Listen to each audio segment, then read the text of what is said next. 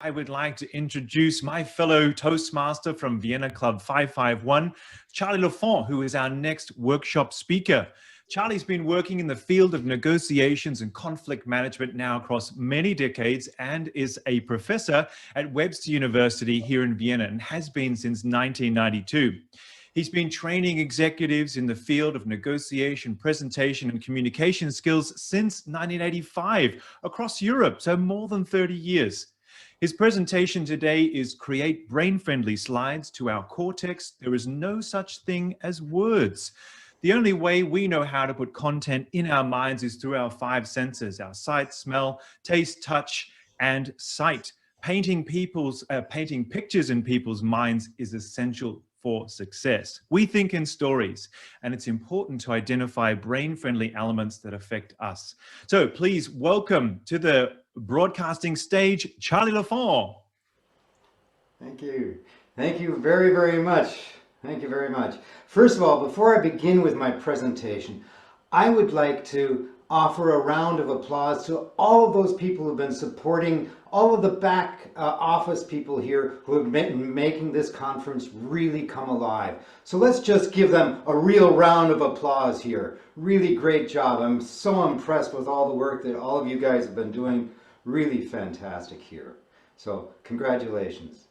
Now, diving right into the topic here, first of all, I'd like to point out that I'm going to be covering a lot of information, and you're not going to be able to remember it all. So what I've prepared is a handout afterwards that all you need to do is send me an email, and I'd be more than happy to share this 10-page document with you. So you don't need to take lots of notes, just sit back and really try to concentrate on the comprehension of what I'm talking about. Don't worry about trying to remember.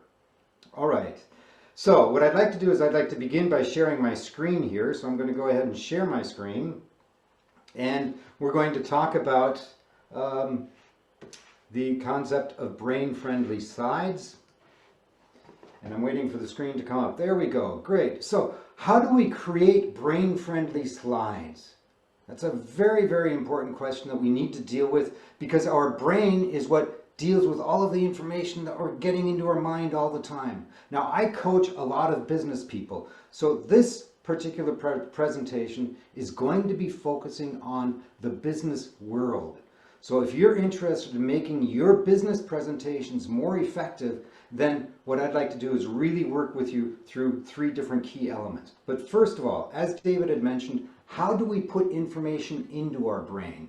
And the only way that we can do it are through our five senses. Now, which sense do you think is the strongest? It's the visual sense, of course. Now, we use words to be able to send information back and forth between different people.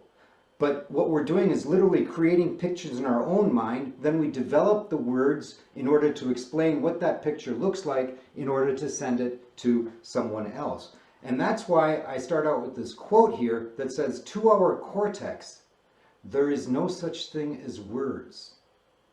And this is a quote that came from John Medina's book, Brain Rules. And I think that's a really powerful aspect that you need to think about. To our cortex, there is no such thing as words. So what do? We need to understand that we use pictures in order to get ideas across. And the sense of sight is perhaps the most important aspect that we need to think about in taking information in. As a matter of fact, 75% of all information that we take in comes in through the eyes.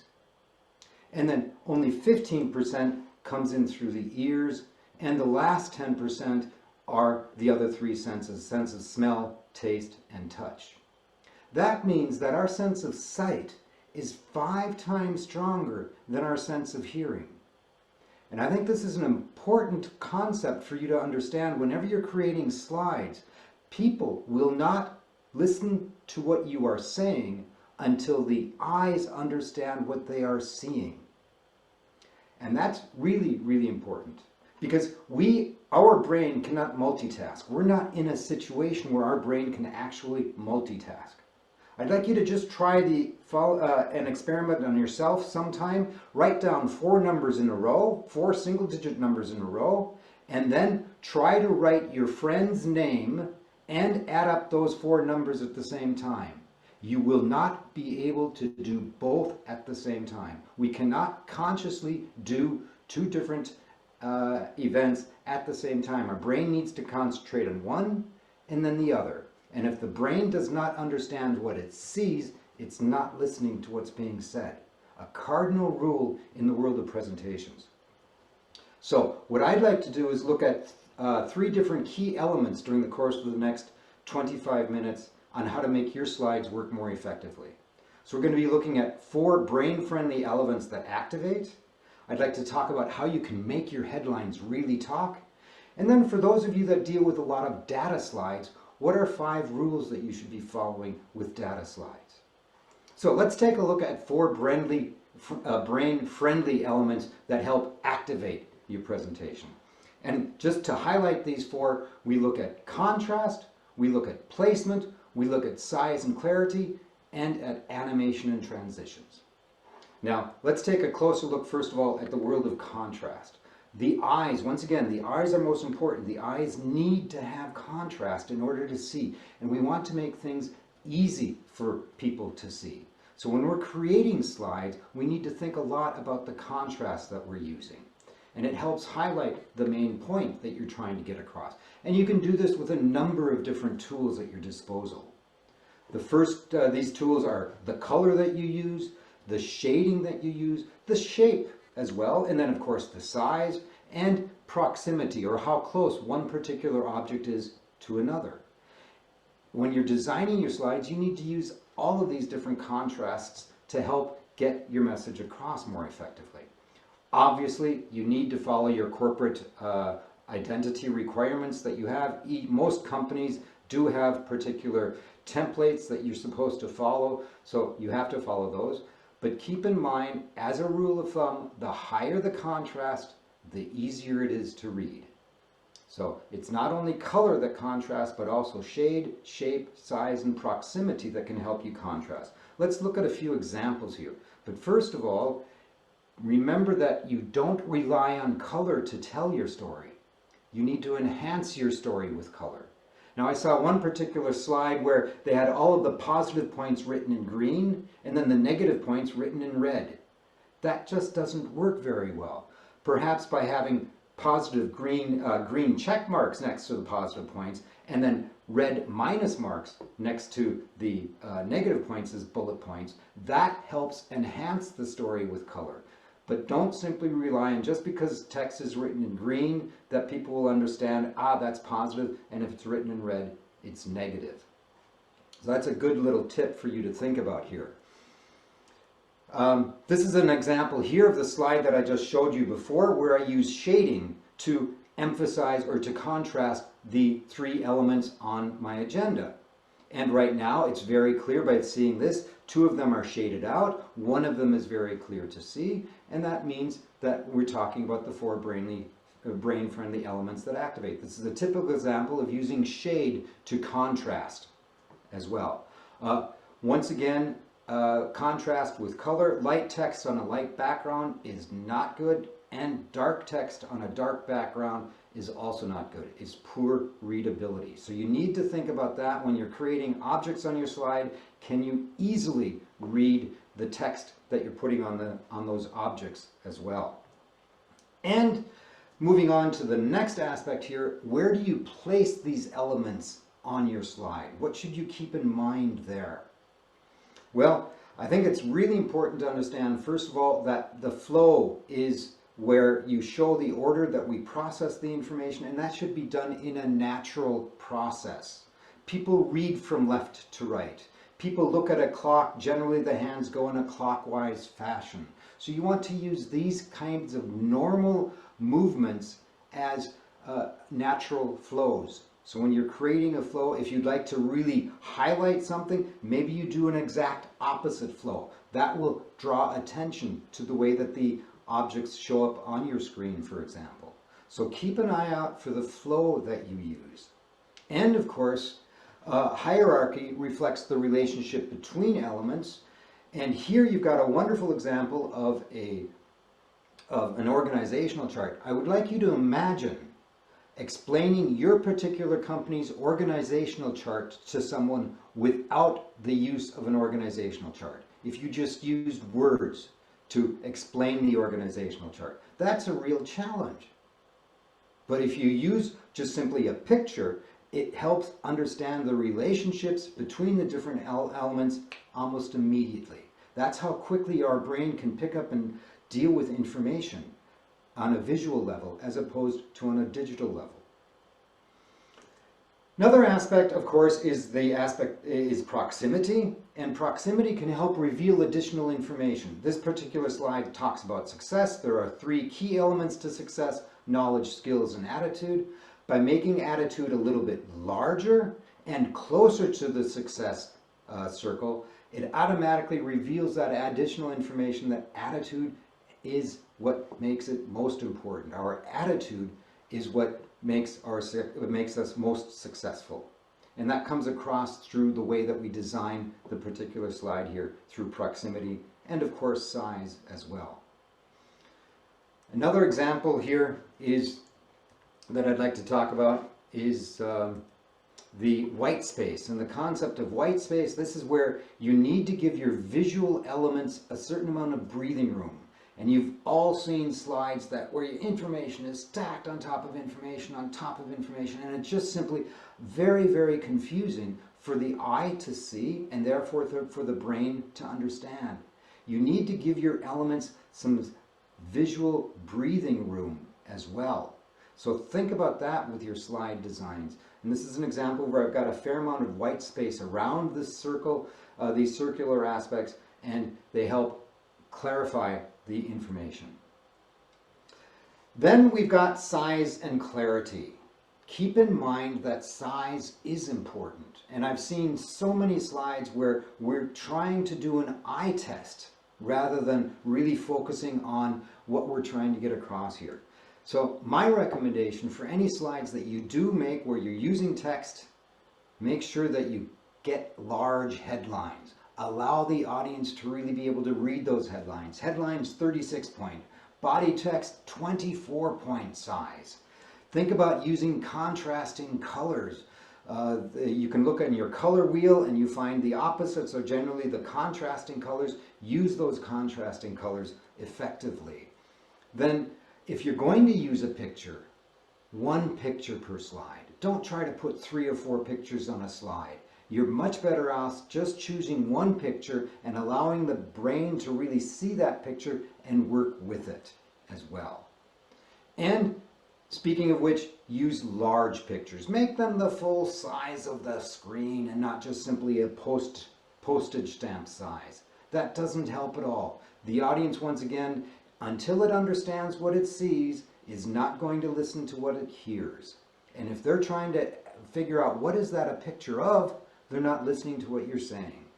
So make the large pictures clear and easy as well. And of course, if you're using graphs and simple diagrams as well, simple, clear, two-dimensional diagrams and graphs are the way to go. Don't try to use 3-dimensional. They look kind of cute, but they're very, very difficult for the eye to deal with. And last but not least, think about your backgrounds. Having simple, clear backgrounds make it a lot easier for your brain to take up the information that you want it to take up here. So these are some good examples of focusing on size and clarity, and that's how this information is going to get across very effectively and very easily.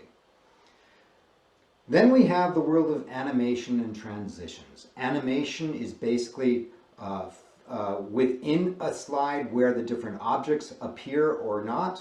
That's called animation. Transitions is when a slide transitions from one slide to the next. And if we've got different possibilities for transitions and animations, there are lots of different opportunities in PowerPoint, but what works well? Does this work well? That's an animation that you can use. This is another one. But this becomes a bit Mickey Mouse if we're doing all sorts of animations like this. So you really need to think a little bit more about animations. It might be interesting for you the first time you've seen it, but I'll tell you, the business people who have seen a lot of PowerPoint shows already, they're not interested in those kinds of toys, in those kinds of aspects there of transition. They're interested in getting that information as easily and as quickly as possible. So what we need to do is we need to think about some good transition and animation guidelines, and I've got two very simple recommendations for you. Recommendation number one, simple logical movement is good. We read from left to right, and I use right from left. If you notice on all of the transitions that I'm doing, it's a simple logical movement, one that we're used to. If you're talking about closing down a unit, then you can have a closing of a book, or the shades closing like that. That's a logical movement.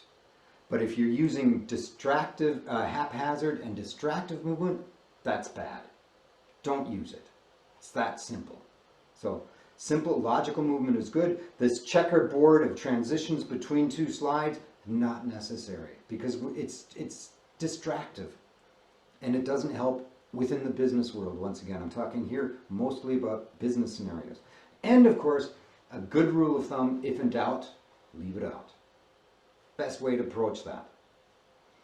So that was looking at transition and animation guidelines. Just a quick input here on bullet chart guidelines as well, because about 60% of all presentation slides are still bullet charts. We're moving more and more into other visualization opportunities, but bullet charts are still very, very popular in the business world. And if you're going to use a bullet chart, I'd highly recommend that you follow these basic principles. Number one, create newspaper headlines, and that's the next unit I'm going to be talking about. Use newspaper headlines and then use questions as verbal links. Don't put questions in your headline. If you take a good look at your different trade journals, different magazines, books that you read, newspapers, magazines, and trade journals that you read, you'll notice that there are very few, if any, questions in the headlines. So use your questions as a verbal link. So what's the next step we have to take? And then you press the button and the answer is in the headline. That's a newspaper headline. Grabs the attention and highlights what we're talking about. But I'm going to go into that in a lot more detail. Highlight your bullets and your sub-bullets.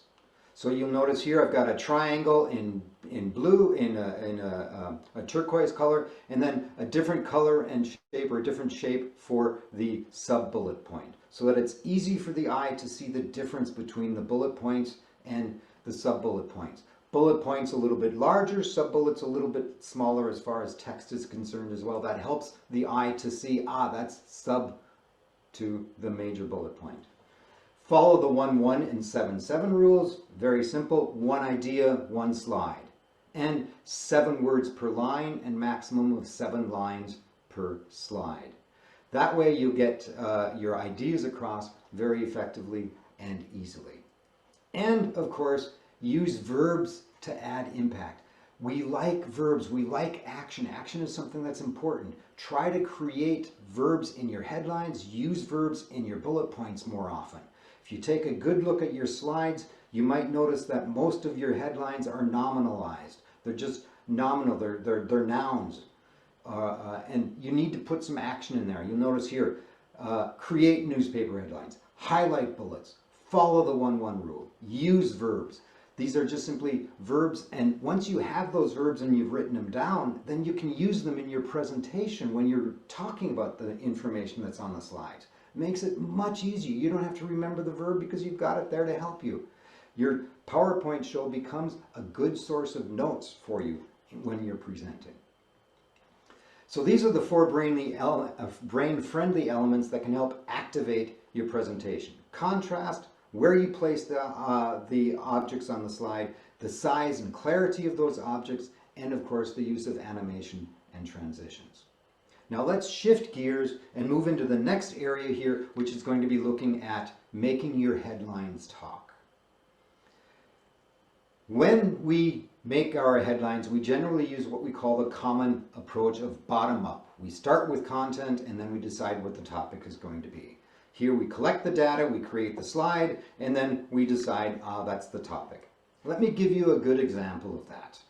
Here's some information that we've gathered, where we're talking about the United States, and where we've got all these different percentages, and we decide, okay, how am I going to make a slide out of this? Let's make a very simple bullet chart. We create a bullet chart, and it looks something along like this, okay? The United States used 42%, 31%, etc., etc. And then we think about this, and we say, we need a topic, we need a headline. What's the topic about? Well, the topic's about what's happening here. Resources used in the U.S. Yes, that's a good topic. I'll put that in the headline. And sure enough, there it shows up in the headline. Resources used in the U.S. That's a topic headline. And they state the topic, but not the purpose or the message of the slide. And that's what we really need to look at here. What is the purpose or what is the message that I'm trying to get across in the slide? So if we take this and we examine it a little bit more, what we're doing here, what is the real message that we're trying to get across? And we think about this, the message, oh, well maybe it's these last two bullet points here. So you take this message and you put that up in the headline.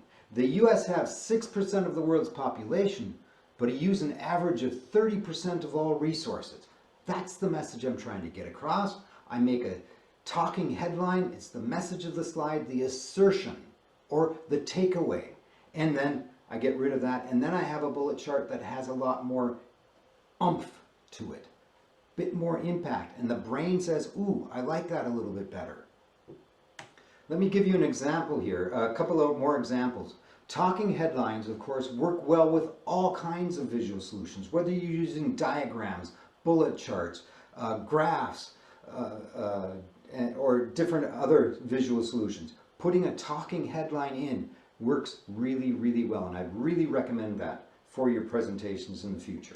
Here we have the situation, once again, as a graph, the same information shown as a graph here, and instead of resources used in the US, percentage of worldwide production, that's what we normally see.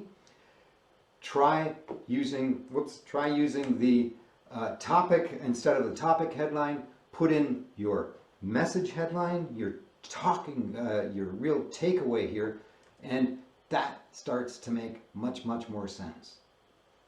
Another example, social welfare, that's the topic, that's what we call a topic headline. What are we really trying to say with this message? If you just look at the graph really briefly, we begin to see, ooh, okay, the presence of an advisor always boosts aggregate social welfare. That's what the slide is talking about. That's a talking headline, comes across more effectively then. Another basic example here, once again, talking headline, it's your assertion, your message. Here's another slide where we just simply have target groups. That doesn't say nearly as much. That's, once again, a topic headline. Turn that into a talking headline, and we have something like this. 2 small target groups with high buying power are attracted to foreign products. Oh, right, we've got top earners, we've got the growing middle class. Then that whole slide starts to come alive much more. You understand what the slide is about without having to read and the brain enjoys this much, much more. So, make talking headlines.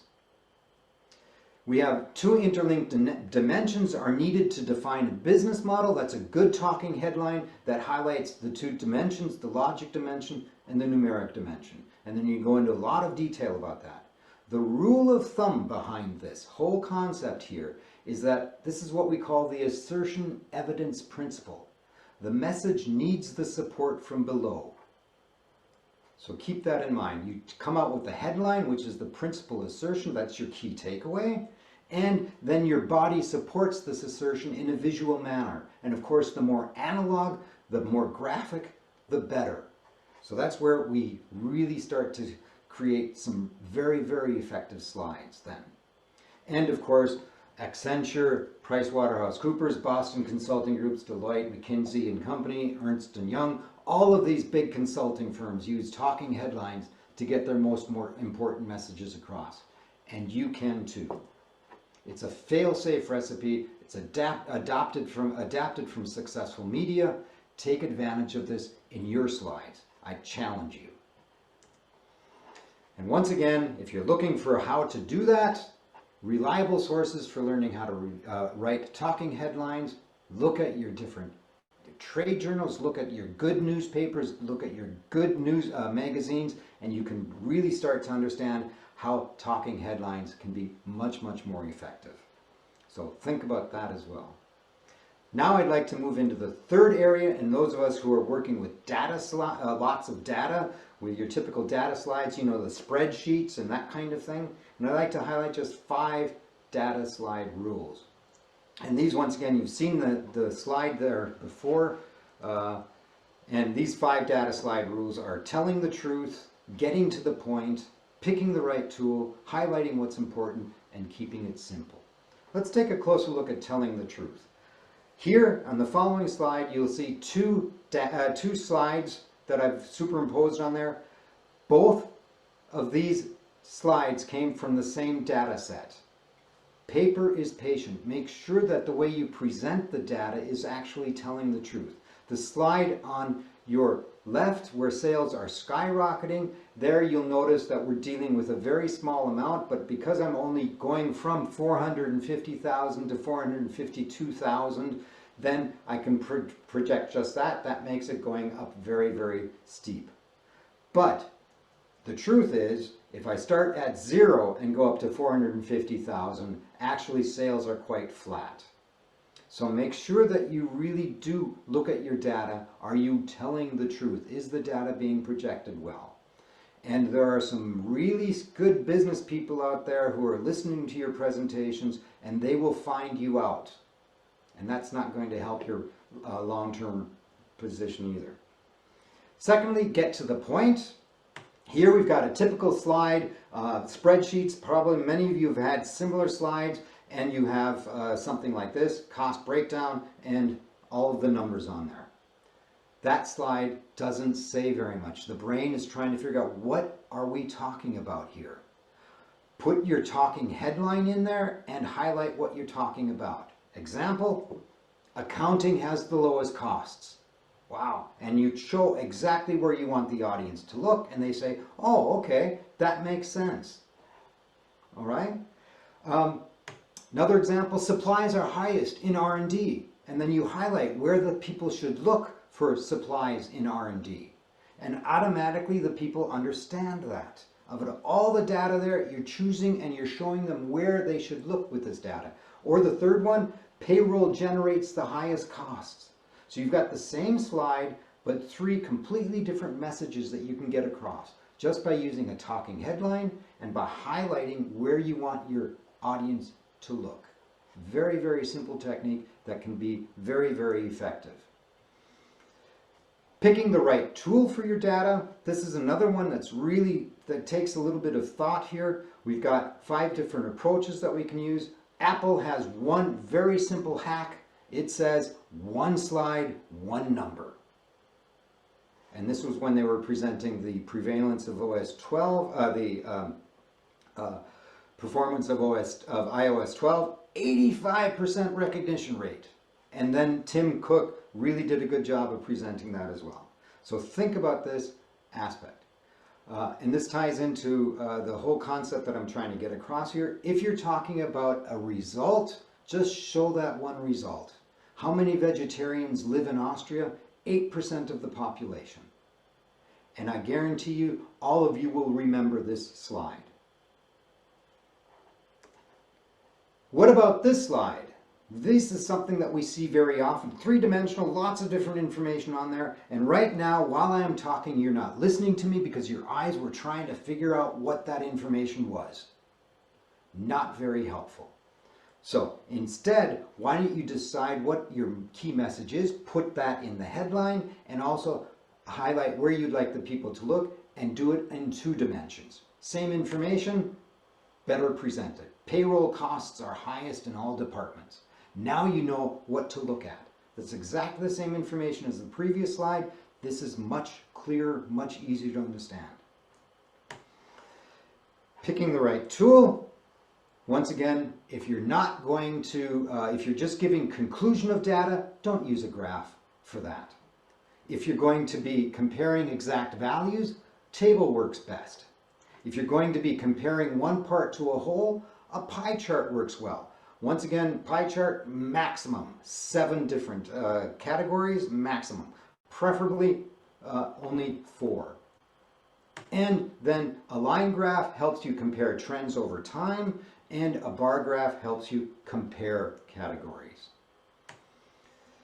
Highlighting what's important is the 4th point here. Once again, the following steps that you can use here is, first of all, figure out what your background is, what are the numbers that you're going to be using, how many lines do you need, what your labels are, then add in your data, the easiest amount of data, the way that you'd like to present that, and then decide on what your emphasis is and highlight that just by simply adding in a bit more color there. And you can emphasize. So background, data, and then emphasize the data that you want the audience to look at. That's the most effective way of developing a data slide. And finally, keeping it simple. Once again, here's a slide typical that I see very often in the business world where they've got something like sales, and then they've got categories, they've got a text in there as well, and there's a pie chart on top of that as well, 3 different items. The brain is having a hard time dealing with all of this input, and it still doesn't know what it's saying, even after it spends a long time looking at it. Same slide, sales in Austria covered by Q4. That's getting that information across much, much more effectively. And you don't need the text or anything else. That's your job as presenter, to present the information most effectively. So these are the 5 different aspects regarding data slides. Tell the truth. Paper is patient. So make sure that you understand what you're really talking about. Get to the point. Pick the right tool for the job. Highlight what's important and keep it simple. And in the words of Nancy Duarte, she says, data slides are not about the data. Data slides are about the meaning of the data. And Nancy Duarte wrote a fantastic book called Slideology. This is where I got this information on the 5 slides from. Keep that in mind. It's not about the data, it's about the meaning of the data. That's what we're really focusing on here. So we've had a good look at 4 brain-friendly elements that can really help activate. We've looked at how you can make your headlines talk more effectively. And for those of you that work with lots of data, 5 basic data slide rules that can help your data slides be much, much more effective as well. And I know that there was a lot of information that was packed in here. You've got the opportunity now. All you need to do is send me an email to c.lafond@lafondtraining.com, and I'd be more than happy to send you out a 10-page Word document that summarizes or that highlights all of the different points that I've talked about in these last 30 minutes. And that's something that I would really like to give all of you who have participated in this particular presentation. And back over now to you, David. Wonderful. Thank you. Charlie Lafond, put your hands together for Charlie. Wonderful, wonderful. Now we have some time for questions. And as those questions are being collated, please use the Google form that has been put in by the volunteer team and register those questions. That way we can get all questions to Charlie at some point and also highlight some that are coming through for today. Charlie, in particular, I already am keen to ask you. You mentioned about 2D graphs and charts. I'd love your opinion on icons. So I use PowerPoint, I use Keynote as well, emojis, and these icons that you see in PowerPoint, you know, of the black and white symbols. How often would you think that these are now useful in 2021?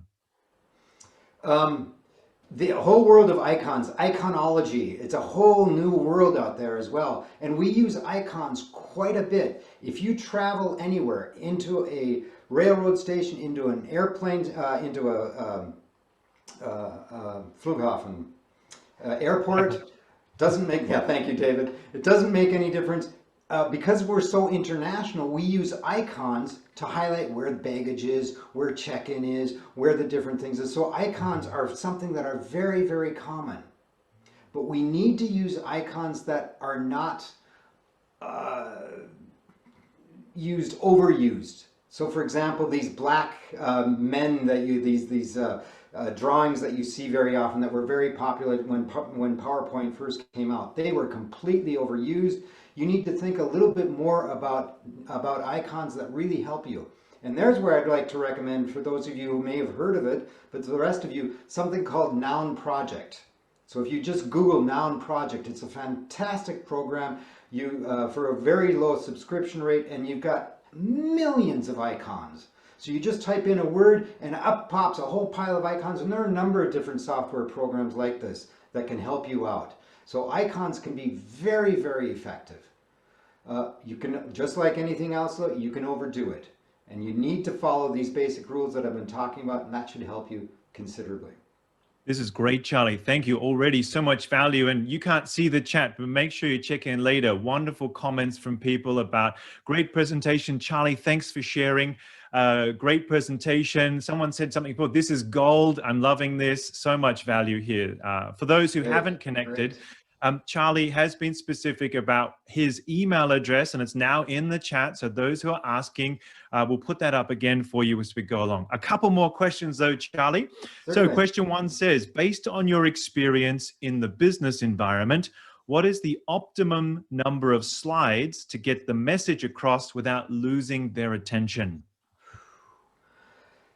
How long is a piece of string? Of course. You know, I saw one particular presentation that was 10 minutes in length and 192 slides. Oof. And it worked incredibly well. I was absolutely flabbergasted by it.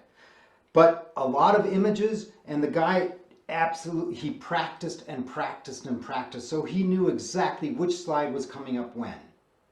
Now, some of you might be a little bit surprised here, but this particular slideshow has about 120 slides in it that you just saw now. So in these 30 minutes. So it really depends on your ability to present the information effectively. It used to be, yeah, 1 slide, 2 minutes talking time, but boy, that's gotten so, we've gotten so much more advanced now with the use of imagery. And once again, the eye can take in images much, much more quickly than they can text. And I'm sure all of you have seen a text that's got, you know, a slide that's got 45 or 50 words on it, and you're going, oh God, that's too much, especially when it's written out. It needs to be in bullet point short form. If it's a complete sentence, it's too long. Shorten it down, make it a phrase, not a complete sentence. Perhaps in your talking headline, as long as it's about 9 or 10 words maximum. You don't want to go over 3 lines, 2 lines maximum in your headline. Get the verbs in there and forget the extraneous words, the, of, and, or, unless it's absolutely necessary. Amazing, Charlie. And thank you so much. And as you said, 75% is the eyes, 15% is the ears. As a voice coach, I've always loved the sound of your voice. You speak also in simple, short language that really makes sure that there's impact to create not only the visual element, but what we're hearing auditorily. So for me, it's always a pleasure to hear from you. We've got another question here. This is great stuff. Thanks so much. But that they've said here, this person has said, but that distracting blue motif in the bottom right, doesn't that contradict what you are saying? That's my company logo, that little point at the bottom there. Yep. So, and you mentioned corporate templates, and you have a corporate template, so you use your own. So yeah, yep. Great. Thank you for that. That's good. And as you said too, many companies expect that. So we've got to often work within those guidelines of the corporate template. You see some real shockers. So yours was not distracting for me. There's another question here, Charlie, that says, great presentation. What is your experience if the audience is technical and seems to expect slides full of data? Technical people are a breed amongst themselves. I've got no argument. I think that technical people want to have technical understanding. They like detail. They like detail a lot, and you need to be able to present that. But once again, the cardinal rule, know your audience. Know your audience first, and if they're technical people, then you can go into more detail. If they're marketing people, that kind of detail for the technical person is probably not going to be very effective at all. And if you're dealing with a relatively diverse audience, then you're going to have to pick and choose, maybe a little bit more technical for one aspect and then a little bit less for the other one. So it's a real basic, boils down to know your audience. Absolutely. I'm working with a company at the moment where they expect a pre-read in that same way. And so audience matters, and why not send them all the detail up front? They can read it, but when you present, as you've said, keep it simple, keep it actionable, news headlines, verbs, icons. I love the phrase, no postage stamps for pictures. Isn't that a great image? Postage stamps are so small for those of you who still use them these days. So remind yourselves that images need to be really, really large. So one last question here before we move on to something very special. I've been asked here, what about the use of special fonts, creative writings in the slides? So maybe they mean cursive fonts, I guess, or something like that. Yeah, I think once again, you want to make it easy and simple and clear for the audience to understand. As soon as you start using some of these more creative fonts, then the eye needs to be trained to read that a little bit more effectively. And once again here, it's the simplicity, especially in the business world. I think here you want to get your ideas across. Arial is a fantastic font. Using a sans serif font generally is more effective than a serif font. You basically have those two categories. The serif font is those little points, you know, a Times New Roman is a serif font. Arial is a sans serif font. And sans serif fonts are easier for the eye to pick up. All you need to do is look at the different kinds of fonts that are used in, once again, in airports, train stations, bus stations, whatever. You'll notice that those fonts are always sans serif fonts. And they work better.